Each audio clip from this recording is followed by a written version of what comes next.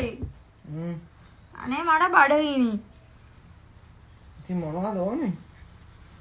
අප්පා බත්ම කන්න බෑ මොන හරි ගෙනත් දෙන්නකෝ. මොනවද ඕනේ? ඉතින් කඩේ ඉතින් සල්ලි තියෙන්නේ. අනේ අර පෙතිපාන් තියනවනේ අර කඩේ. තිල්නි බනිස්කාරය ආවේ නෑ ඉතින්. ඈ? තිල්නි බනිස්කාරය ආවේ නෑ. කවුද? තිලිනි බනිස්. තිලිනි කිව්වේ? ඉතින් ඒ පාන් වල නම. තිලිනි කිව්වේ මොකද්ද? ඉතින් බනිසුයි පාන් වලයි නම තිලිනි. තිලිනි බනිස්. දැන් ඔයාලට කොහොමද එච්චර හොඳට අර මේ බේකරිය නම මතක තිබ්බේ? අයියෝ කනවනේ ඒවා ඉස්සර ඉඳන් කනවා. බනිස්. ඇයි තිලිනි බනිස් දෙනවද? ඈ? තිලිනි හොඳට බනිස් දීලා වගේ. හරි තිලිනි බනිස් ඉතින්.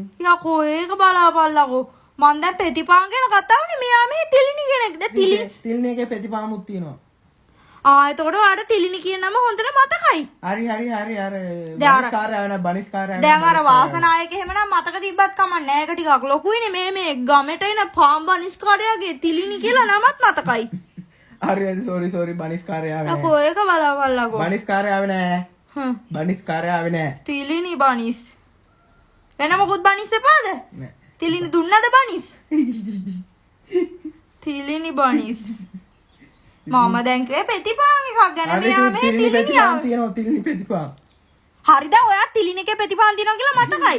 හරි පාන් ලොරිය ආවේ නෑ. තිලිනි මොකද්ද? බොරුවට නිකන් රණ්ඩු කරන්න තීටපිය. තිලිනි බනිස්. වැඩක් නෑ කියලා. ඉතින් කොහොමද මම කියන්නේ